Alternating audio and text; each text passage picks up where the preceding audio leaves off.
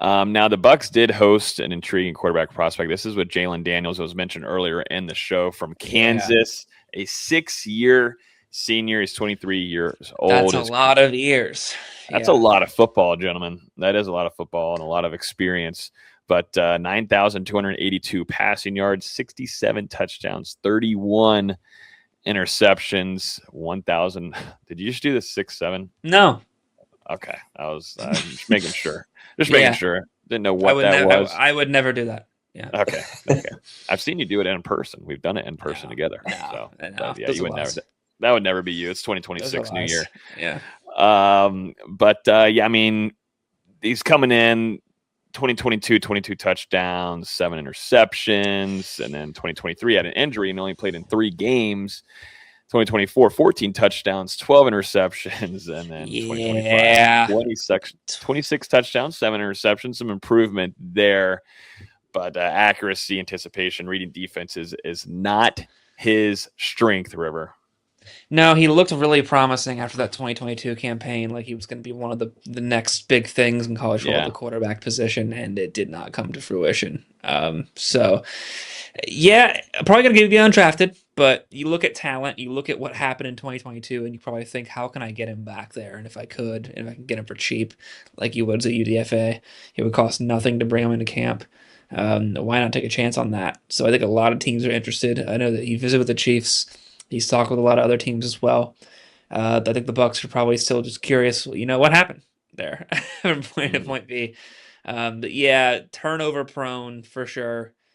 Fumbles the football, throws picks, but has trouble in the defense sometimes. But really good dual threat guy, has shown to have a pretty decent size, decent arm strength, I should say, a decent size range. So we'll see what happens. But using a top 30. Interesting sort of move, given that he's probably excited to be undrafted, but they wanted to do their due diligence and look into him, and they did. Before we get to the rest of this episode, I want to give a special shout out to our friends over there at Prize Picks. Right now, it is the best time to utilize Prize Picks because we have the NBA playoffs, as you can see on the screen beside you. Utilize our code as well, HMA. You play 5, you get $50 back instantly. This app is available in most states, including Texas, Florida, and California as well. Play 5, get $50 back in lineups thanks to Prize Picks. Yeah, dual threat is a bit generous. He's more of a runner to me, is where he kind of slots in. Something that Logan didn't point out is he also has 23 rushing touchdowns over the course of his career.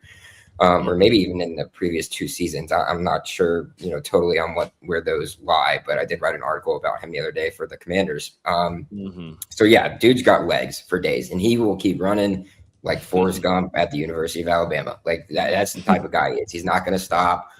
He's kind of got that motor as a quarterback, much to be desired from an arm talent perspective and his accuracy, but overall, wouldn't be a bad undrafted guy to pick up. At least give him a chance, see what he's got, what he'll be able to bring, see kind of where his mental state is as he's heading into the league in whatever capacity that it may be. I don't mind him. I thought 2022 was an awesome season for him. Everybody was super high on him. He was getting Heisman talks heading into the next season, but things quickly collapsed. But that's kind of what happens when you're at Kansas.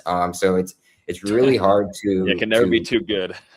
It's hard to gauge. It's hard to gauge that, right? Like, and there are certain teams out there where it's hard to gauge. I look at like a Nebraska, like when you're looking at quarterbacks specifically, like a Nebraska, like a Kansas, places like that aren't necessarily known for having, quarterbacks or being able to develop quarterbacks, whatever it may be.